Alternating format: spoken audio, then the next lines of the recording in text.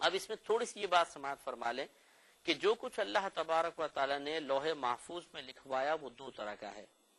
ایک ایسا ہے کہ جس میں ہمیں کوئی قدرت اور اختیار حاصل نہیں، جتنا لکھوایا بیانی ویسا ملے گا، ہم اس میں کمی بیشی کچھ بھی نہیں کر سکتے، ہم اس میں گویا کہ مجبور محض ہیں.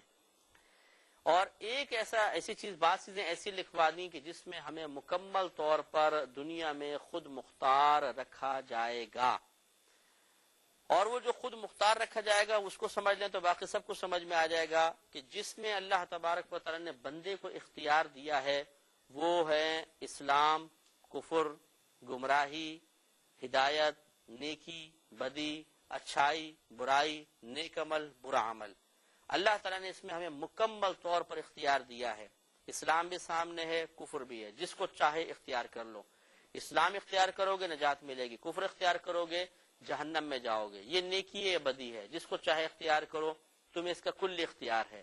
چنانچہ ایسا نہیں ہوا کہ اللہ تبارک و تعالیٰ نے مثلا زید ہے اس کے لیے لکھوایا یہ زنا کرے گا تو زید کو مجبور کر دیا زنا کرنے کے لیے، ایسا نہیں ہے. بلکہ اس کو میں سمجھانے کے لیے ایک مثال سے سمجھاتا ہوں، ذرا غور سے سماعت فرمائیں.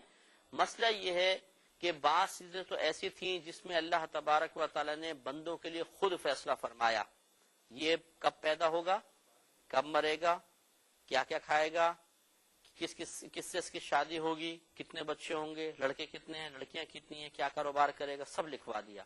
اس میں ہم کچھ بھی نہیں کر سکتے، اس میں مجبور محض ہیں، یہ اللہ کی طرف سے ہوتا ہے. لیکن دوسری چیز جو ہدایت، گمراہی، نیکی، بدی، ثواب، گناہ، اسلام، کفر، اس کو سمجھنے کے لیے سمجھ لیجیے کہ اللہ تبارک و تعالیٰ نے گویا کہ ہمیں پیدا فرمانے سے پہلے ہماری آئندہ زندگی پر نگاہ فرمائی، اور اس کا علم بڑا وسیع ہے، پیدا کرنے سے پہلے ہی وہ سب کچھ جانتا ہے. چنانچہ ایک شخص کو اللہ تبارک و تعالیٰ نے جانا کہ یہ چوری کر رہا ہے اپنے قدرت و اختیار سے، تو اللہ تبارک و تعالیٰ نے لکھوا دیا یہ فلاں وقت چوری کرے گا. گویا کہ پہلے اللہ نے اپنے علم سے اس بات کو جانا کہ یہ بندہ اپنے قدرت و اختیار سے کیا کرے گا. جو قدرت و اختیار سے کرتا ہوا پایا گیا اللہ تعالیٰ نے وہ وہاں پر لکھوا دیا.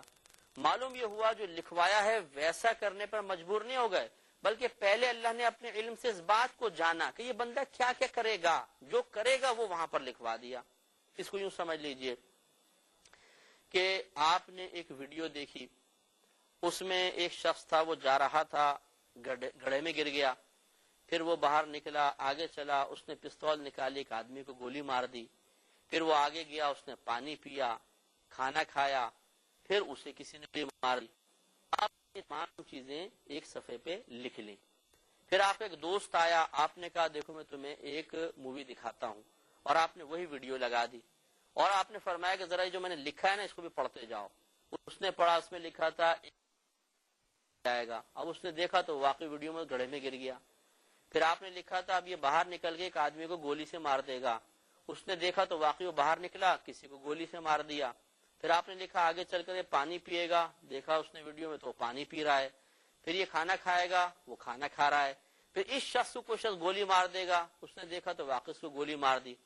اب آپ خود سوچیے اور بتائیے کیا اس شخص کے صفحے پر لکھنے کی وجہ سے مووی میں وہ تمام کام ہو رہے ہیں، یا پہلے اس نے مووی میں وہ دیکھا تو پھر یہ لکھا؟